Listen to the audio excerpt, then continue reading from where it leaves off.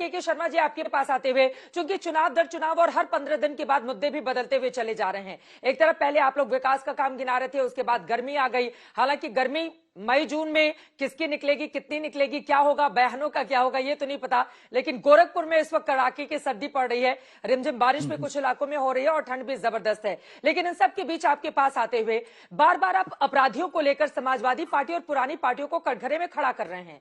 लेकिन खुद देखिए, चाहे सपा के नेता हो या फिर एमएच खान साहब हो, दोनों ओर से कहा गया है कि 100 से ज्यादा दागी उम्मीदवार ऐसे हैं जिनको आप लोगों ने टिकट दिया है, आपने खुद चुनावी मैदान में उतारा है। तो एक उंगली आप उन पे उठा रहे हैं, 3 उंगलियां आपके ऊपर खुद इशारा कर रही हैं के शर्मा जी। चित्रा जी,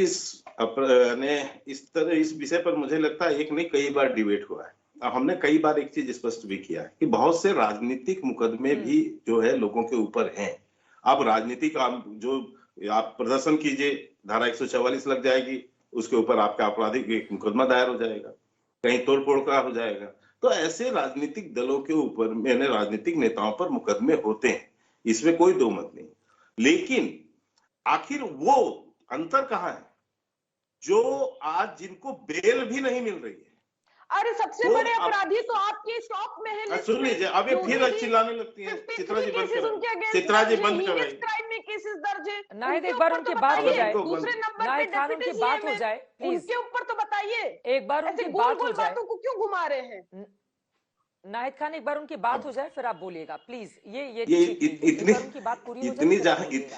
इतनी ज्यादा एग्रेसिव क्यों हो रही है, मुझे समझ नहीं आ रहा है। आपको मौका मिलेगा बहन, आपको बोलना पड़े, बोलिएगा अच्छे से।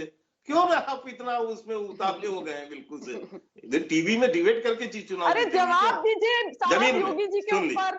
हाँ, मैं बताता हूँ आपको, योगी जी का भी वो बताता हूँ। आपको जानकारी नहीं है, थोड़ा पढ़ के आया कीजिए। 2006 में योगी जी के ऊपर, सुन लीजिए तो सुनिए ना, बता रहा हूँ ना, सुन लीजिए। गलत होगा तो फिर आप काट लीजिएगा। 2006 में उनके ऊपर केस लगाए गए, आपराधिक मुकदमा, और 2006 में मायावती जी की सरकार थी। 2006 से लेके 12 तक रही, 12 से लेके 17 तक आप रहे। पहली बार जब उनके 3 आपराधिक जो गंभीर अपराध के केस लगाए गए तो कोर्ट ने उसे खारिज किया। फिर से उन पर अपराध की धारा लगाई गई सरकार के द्वारा, और उसके बाद आप उसकी लगातार 17 तक, आपकी भी 5 साल सरकार रही। क्यों नहीं जांच करा के अंदर करवाया? क्यों नहीं कार्रवाई किया? क्यों हाथ पे हाथ धर के आप बैठे रहे? क्यों आपकी मुंह में दही जमी रही? क्यों नहीं कार्रवाई किया आप लोगों ने? इसीलिए क्योंकि उसमें आप कुछ कर ही नहीं सकते थे, क्योंकि झूठ के आधारित आपने किया था, इसीलिए वो सारे केस खारिज हुए।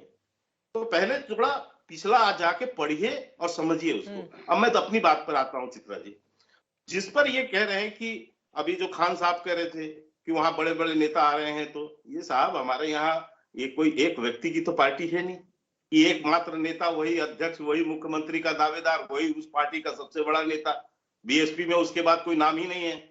हमारे यहाँ तो गैलेक्सी ऑफ लीडरशिप है। हमारे यहाँ तो माननीय राजनाथ सिंह हो, माननीय अमित शाह हो, नड्डा साहब हो, गडकरी जी हो, ऐसे तमाम श्रृंखलाएं खड़ी हैं हमारे तो। और वो जो है जगह जगह हम तो अपने जाकर नेताओं का फॉर्म भरवाते हैं, और यही नहीं, केवल नेताओं का नहीं, हमारे यहाँ तो जो भी उम्मीदवार हो उसका भी हम फॉर्म भरवाते हैं।